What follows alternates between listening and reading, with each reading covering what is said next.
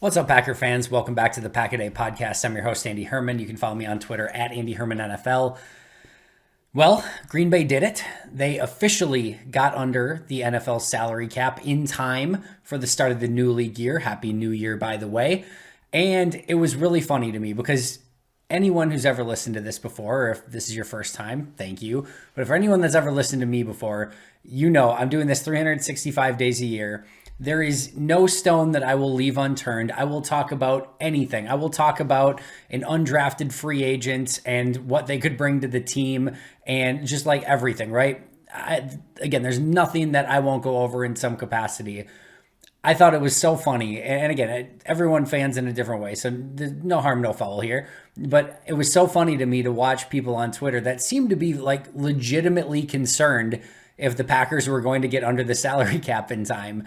And it was just like, there's never been an instance, at least that I'm aware of, that a team has not like followed the league mandated rules to get under the salary cap in the time that they're supposed to.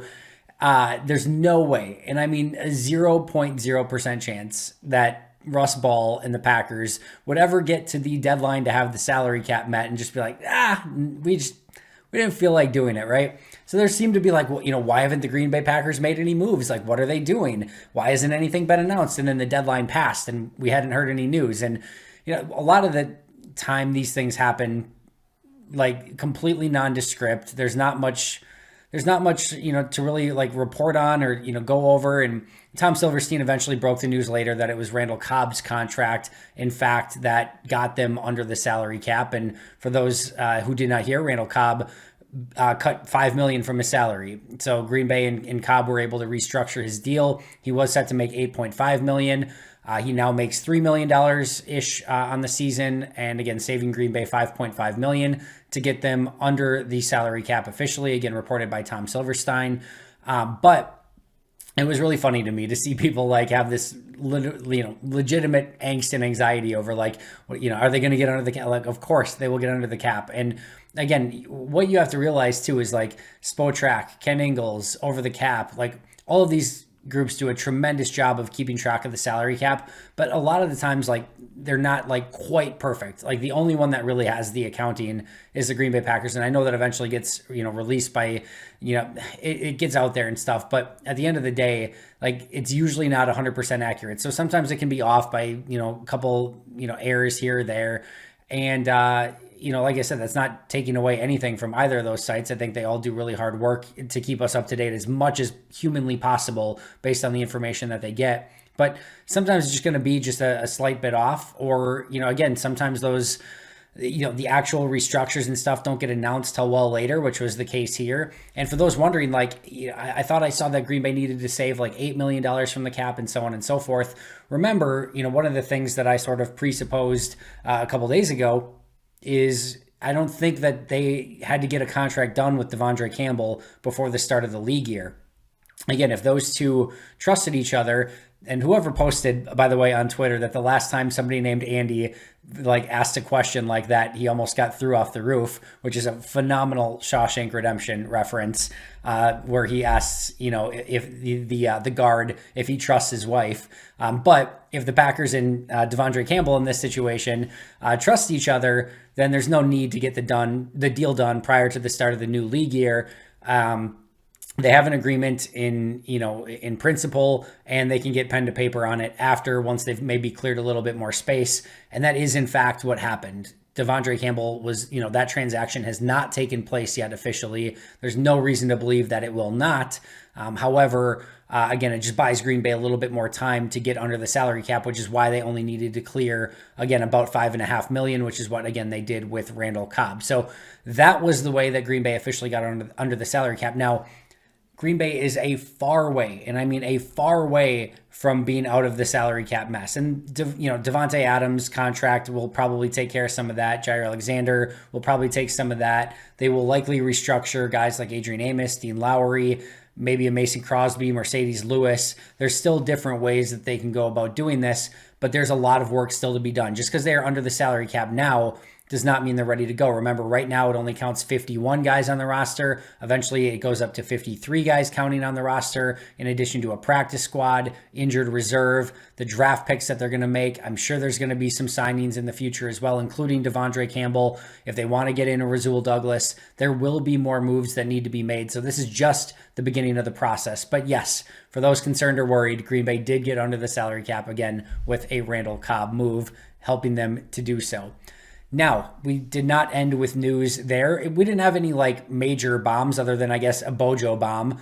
Per Bill Huber, Corey Bojorquez will not be back. And I thought about this more and more over the last couple days. And initially my thought was he really showed signs early in the season and preseason. Yeah, he fell off a little bit when it got colder, but punting's not easy in the cold in Green Bay. But I felt maybe they could make a run at bringing him back for his second season, get more acclimated to the conditions. But the more I thought about it, and especially after, again, seeing that they decided not to bring him back, I really do think that some of his issues holding for Mason Crosby were maybe understated. We probably should have talked about it more and maybe should have seen this coming a little bit more. His job was more than just a punter. And to be fair, he wasn't consistent as a punter either. You can't just punt well for the first, 60% of the season. You have to finish things off. Even if it is in cold weather, you still at least need to be better than the punter across from you. And that wasn't the case towards the end of the season. So I understand this move. Again, I think holding was probably a piece of this, maybe even a big piece of this. But the fact that, they are now going to have another punter go in another direction, it is a nightmare to try to find a punter for Green Bay. It felt like for maybe a hot second that Bojo was going to be that guy. That is not the case. And now again, per Bill Huber, Green Bay will have to go in another direction. Meanwhile, maybe the Packers' most important free agent that is still out there. Again, I'm not including, Devondre Campbell because they've agreed upon something. I'm not including Devontae Adams because he's on the franchise tag. But of course is Rasul Douglas. Now, Diana Rossini posts, and I'm going to quote her tweet here, cornerback Rasul Douglas has received multiple offers over the last few days. Not great, but ongoing conversations continue on a potential extension with the Green Bay Packers. I'm told both sides want to get it done per sources. That's much better. So, what you love to hear is that Douglas and the Packers are working towards a deal and both sides want to get that deal done. You could tell in his season-ending press conference or his last press conference that Rasul Douglas wanted to be back in Green Bay. And there's no reason why Green Bay should not want him back. I know the salary cap is tight, but if there is a desire from Douglas to maybe even take a little bit less in Green Bay than somewhere else, you have to pursue that. And again, as I've thought about it more and more the last couple weeks, it's really hard not to be excited about Eric Stokes, Jair Alexander, and Rasul Douglas anchoring that cornerback position probably for maybe the next 2 or 3 years potentially if Douglas gets a long-term deal of any sort. So I still think that's very exciting. We'll see what Green Bay adds to that secondary. They are very thin after Alexander and Stokes right now. Shamar Jean-Charles, one of the few people that's still in that secondary. Remember, Kevin King, a free agent, Douglas, a free agent, Chandon Sullivan's a free agent. So they're going to have to rebuild the secondary in some capacity. If they can start doing that, and again, the two biggest pieces, of course, your starter in Jair and your starter in Stokes are, just a massive way to start a secondary, at least a cornerback group, but everything else is pretty barren at this point. So if they can start that, number 3, 4, 5, 6 corner process with getting Rasul Douglas, again, would be a phenomenal signing. And hopefully, again, according to Diana Rossini, that's coming closer and hopefully they're able to get that done in the very near future. More news comes out of the day. Zadarius Smith officially signs with the Baltimore Ravens. He gets a 4-year, $35 million deal. Certainly a reasonable price, for a player the caliber of Zadarius Smith. People might see that and be like, man, that doesn't seem like that much, which to some extent I agree. But when you start talking back injuries, things can just go very south very fast. And I know Baltimore will have some outs in this contract. It probably will not end up being an actual 4-year deal. However, there is risk involved. Over the age of 30, had the back injury a season ago. Clearly, they felt good about the back to sign him to this sort of deal. But if you're wondering why you're seeing all these edge rushers and pass rushers get major money and maybe Za'Darius be a little bit more affordable, again, anytime you're past 30 and start talking about back problems, that's going to be the result. And again, I think there's a level of risk here for Baltimore, even though, again, I'm sure they checked him out and felt very confident in his back. there's still risk involved in that deal. So great for Za'Darius to get back with his former team, back with the Baltimore Ravens. I will say, and I tweeted this as well, if you would have told me back in 2020, and especially after his insane 2019 season and a really nice 2020 season, and after Preston Smith really struggled in 2020, and I mean really struggled in 2020, if you would have told me that not only did Preston Smith outlast Zadarius Smith in Green Bay, but when both players had the opportunity for new contracts in 2022, Preston would out-earn Zadarius Smith, get the better deal of the two, I would have told you were absolutely crazy. And I will always be the first to tell you when I get something wrong. I'm never going to be perfect. I've gotten many things wrong before. I will get many things wrong again. When Preston Smith finished his 2020 season, I didn't think there was a chance that he was going to be back for 2021 based on Green Bay's salary cap, especially when they already had Z under contract and he's coming off 2 really great seasons. Rashawn Gary was up and coming. It just felt to me that they would have moved on from Preston, gone with Za'Darius and Gary as their starters, and probably added another edge rusher that was a little bit less, from a salary cap standpoint than Preston Smith would have been in 2021. I very much not only thought that they should do that or thought that they would do that, I thought they should do that. I was clearly wrong. Brian Gutekunst made the absolute right call to bring him back. He had a really nice season in 2021. Glad to say I was wrong and glad that he had such a great season. But again, if you would have told me in 2020, not only did Preston out-earn him, get the better contract, stay in Green Bay longer, but that it was also the clear and obvious choice. Again, based on how things ended with Za'Darius, especially with the back injury, it was the right choice. Like, I would have believed you ending 2020. So kudos to Preston for performing incredibly well in 2021. Those sack incentives really seem to work, which again, he has in his new contract. And kudos to again, Brian Gutekunst for making that decision. Kudos to Zadarius Smith for getting a new deal in Baltimore and going back to his old team. So ultimately, feels like a win-win-win for Preston, Zadarius, Green Bay, Baltimore, etc.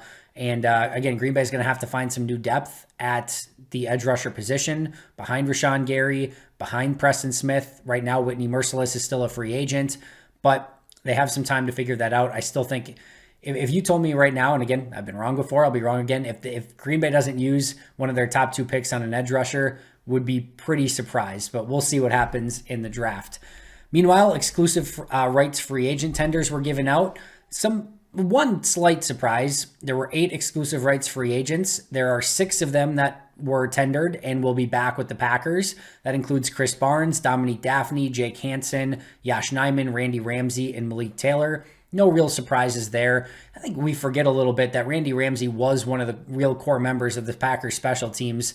Same thing with Malik Taylor. Now, I get that talking about a core member of the Packers special teams over the last 2 seasons is like, who cares? Because they were the worst special teams known to the history of man over the last 2 seasons. So whether they were a core member or not, whatever. But Ramsey was a core member in 2020 and played pretty darn well on special teams. It's not unthinkable that he could earn his job back as an edge rusher, especially with the lack of depth, and that he could become one of the core members that hopefully helps turn this around. Again, Malik Taylor plays a decent amount on special teams as well. Daphne. So, we could be seeing, these exclusive rights free agents really compete in camp, not only for a spot, but for hopefully an opportunity to help improve this Packers special teams. Meanwhile, Green Bay does not bring back 2 exclusive rights free agents. And again, these are minimum deals. There's not really a downside in bringing them back. So Chauncey Rivers is one of them. Not a massive surprise there at all. But Henry Black not tendered an exclusive rights free agent deal. And now you might be saying, Andy, Henry Black was not good on special teams. He missed the block assignment on the big block punt against the 49ers. Wasn't great on special teams, wasn't great on defense. You might say, this is a clear and obvious choice, right? All right, but you also have to remember, this guy got legitimate snaps on defense a season ago as a former undrafted player, and usually when that ends up being the case, they're sort of you're not really expecting them to be great at that point. You're hoping that they're on an upward trajectory, that maybe one more training camp, helps boost them to the point that they need to be, and it would be another thing if the Packers safety room is just crowded, but it's not at all. You have Amos and Savage and a bunch of question marks. So the fact that they didn't even want Henry Black to come in and compete for a spot on the 53 is a little bit, again, when he's on a minimum deal, that it was a little bit surprising. So they move on from Henry Black. They move on from Chauncey Rivers. A couple other quick notes. Compensation picks were out a couple nights ago. Forgot to cover it yesterday. Green Bay gets a 4th and a 7th round pick, picks 135 and 258 overall. So that will certainly help the Packers come draft time. And last but not least, there was a player released on Wednesday that I think would be a great fit for the Packers. I know maybe a lot of your minds are immediately jumping into Julio Jones, who was released. It is not Julio Jones. It's not the direction I would go in. I know it's like every year there's a player like this, right? Where you hear Julio Jones and you think you're a player like that and you're like, man, that would just be freaking awesome. Like, give Devontae Adams, Julio Jones. Like, I don't care about anything else. Just make it happen. Julio would have a secondary part, which would be way better for him. And, you know, Aaron Rodgers is going to want to get him the ball. You know, that's going to take a little bit of pressure off of Devontae. You know, Julio is going to be motivated playing for the Packers with Aaron Rodgers and Devontae Adams and a chance to win a Super Bowl. And you can talk yourself into it incredibly quick. And also knowing the fact that if there was word tomorrow that Julio Jones signed a contract with the Green Bay Packers, like even anyone that was like, no, it's a bad idea, would immediately do a 180 and be like, holy crap, Julio Jones is a Green Bay Packer. This is incredible. But it's also one of those where you're like, your gut tells you like this would be amazing. And then you really think about it and you're like, spending that money on a oft injured, broken down wide receiver that doesn't have the same athletic traits and physical ability. I mean, the Titans traded a lot and gave him a ton of money and I think got like 30 some receptions out of him. So it sounds amazing in theory. And like I said, if Green Bay signs him tomorrow, you will be hearing me probably do a podcast of how amazing this is that the Packers got Julio Jones. I would be shocked if it happened. We'll see what ultimately happens and if Green Bay could even muster the money to sign somebody like that. But long story short, the player that I am talking about is Matt Ioannidis, a defensive tackle, defensive lineman for the Washington football team, Commanders, whatever. Very underrated player. Jonathan Allen, Deron Payne, of course, Chase Young, Montez Sweat get all the credit along that defensive line. There were 2 players, Tim Settle, who signed with the Buffalo Bills earlier this week, and then Matt Ioannidis. Settle's nowhere near Ioannidis, but Settle, I think, as a 4th defensive lineman for that team, really was buried under the roster. But Ioannidis, who is a really good football player, buried under Allen and Deron Payne and just not getting the credit, right? He is flexible, especially when you're running a 3-4, can play some inside, can play some defensive end. I think a little bit more of a consistent Dean Lowry type player. Man, give me Kenny Clark, Ioannidis, and Dean Lowry in the front 3 on a 3-man line with, Slayton rotating in, maybe bring back a Tyler Lancaster, something like that. I really like that rotation. Ioannidis could go a very long way in shoring up sometimes a little bit of a light defensive line. Again, especially if Kenny Clark were to get hurt for any period of time. Would love that signing for Green Bay, one of the more underrated players in the entirety of the league. Money would be a huge factor in what he's looking for, but would love that signing for Green Bay. That is going to do it for me today. Always appreciate you joining. Make sure to subscribe if you haven't already. I'll be back here tomorrow with, I believe, Rachel Hotmeyer as well as Perry Goldstein, so make sure to check that out. But until next time, and as always, go Pack Go.